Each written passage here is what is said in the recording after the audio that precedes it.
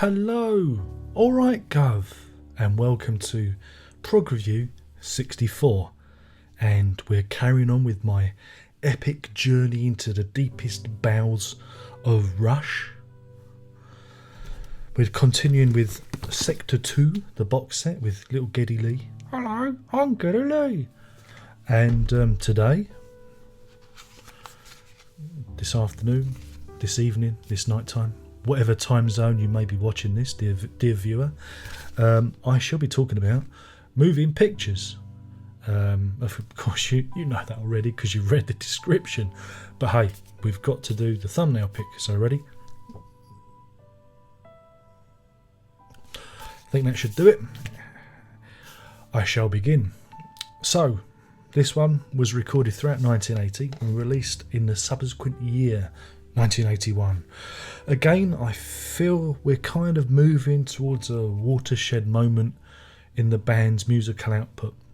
The album opens with Tom Sawyer. It's a synth-led piece of pure power pop. I love those retro synths, I really do. And even though my instincts are telling me to repel and repulse, the song is catchy and it's spirited and it's quite infectious. Again, I think the band actually do their best when they're writing short, poppy songs. I know that Tom Sawyer's been used in lots of films and it's like one of the band's hits, so there you go. Anyway, this is followed by Red Barchetta, and it's a sci-fi tale, which is it's a story of old technology against new technology about cars, blah blah blah, and you know it's all right. You know, it's a bit ploddy in places, but again, it doesn't offend me in any way. It's just all right. And this is followed by one of the more famous pieces from the Rush repertoire, YYZ, which takes its name from the famous Zip manufacturer. And it starts with a flurry of drums and bass and guitar, and it's, you know, this instrumental piece that really just allows the band to show off and indulge in some grand willy waving. It's not bad. Again, it's not bad. I can't grumble, but it suffers from the usual Rush curse, being more about rhythm than about the melody. And this is something I've noticed. I think it's because, you know, the drummer and the bassist are kind of the driving force of the band, and I think, you know, really it's more about they're a really rhythmic band rather than a melodic band. So you know you get a lot of riffs and a lot of drum stuff. And this is followed by Limelight, which is actually a homage to the work of Charlie Chaplin. That's not true, is it? No. And neither is the reference to the last song about the Zips. That's not true either. I was just being a bit cheeky. This is the band's attempt to explain what it's like to live with the pressures of fame and fortune, you know, under the gaze of the fans. You know, and just wanting their own space, man. Don't hassle me with the autographs. Oh, poor darlings. Don't you feel sorry for them counting all their money? Again, it's not a bad song. And it scrapes a mild okay from me. Again, these songs are all right. They don't offend me, but maybe it's because I'm just getting used to the back catalogue and I'm just getting used to it all. And then we return to epic Rush territory again. You know, we've got one of those big songs, and it's the Camera Eye, which spans 10 wonderful minutes and chronicles visions of New York versus London. It's it's one of their travel songs, a bit like the Bangkok one. I think it was Bangkok, wasn't it? There's certainly some spirited bass playing in it. And it's pretty much Rush by numbers, and but you know, the inclusion of the added synths give the song just that little bit of added depth. It's probably too long for me. It's just a little bit too long by a couple of minutes. You know, it needed to be shortened down. You know, but saying that, we've been here before. I'm kind of getting used to the way Rush operates, and I'm not really offended by the meandering quality of their music anymore. I've kind of become desensitised to it.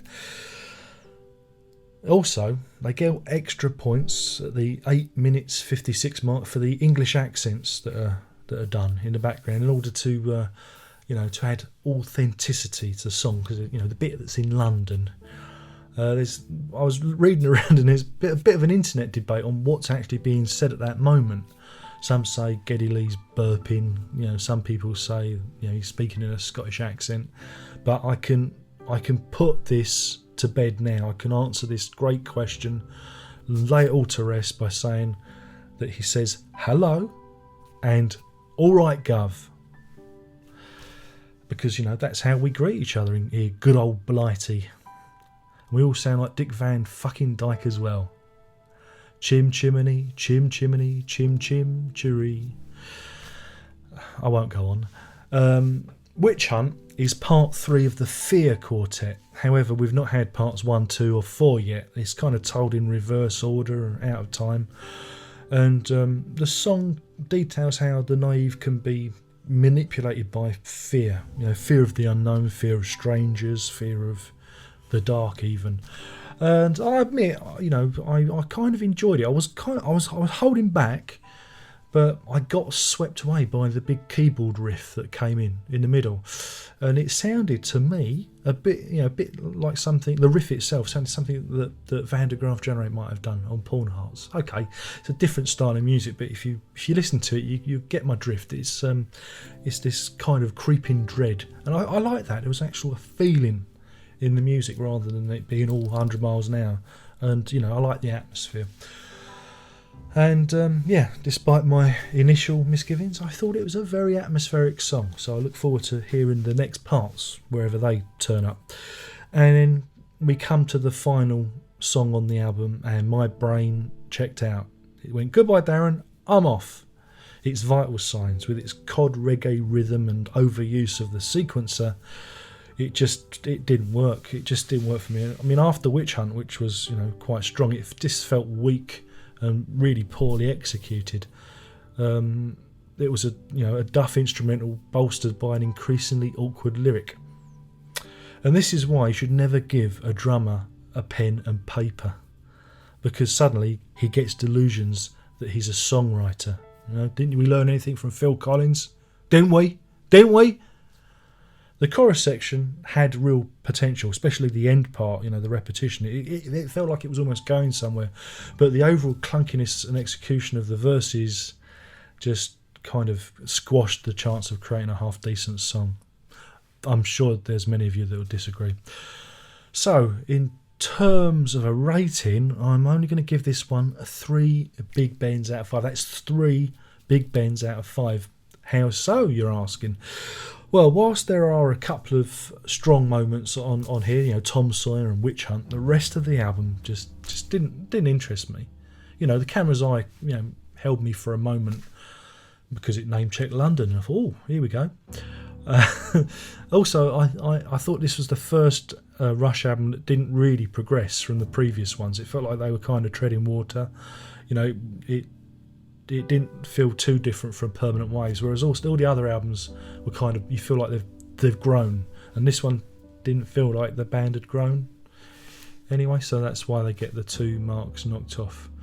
There's more use of synthesizer, but overall I didn't feel that there was an improvement in the music. So that's that. If you agree, disagree, there is a comments box below. Thumbs up, thumbs down. Tell your granny, get the dog to watch it. You know the usual tripes. I mean, do I need to do this? Maybe I should stop. Maybe I should quit. Quit while I'm ahead. The next one is the live album Exit Stage Left. Is that left? I think so. Might be right to you, I don't know. Which will be the next video along, which I'm going to record straight after this because it's Saturday night, and hey, I shall be doing this all together. And that's it. My name's been Darren Uck. I've been talking about Moving Pictures by Rush.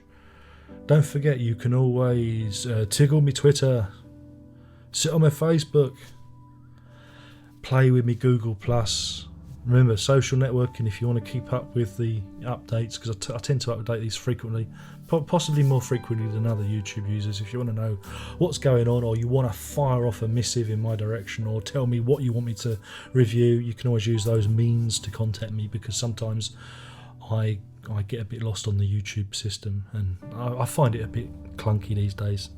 Anyway, so that's that. I shall now say farewell. Until the next time we do this, you've been a wonderful, patient audience, having to put up with this old, ugly fizzog. And there's only one more thing to say. Are you ready? Prog on.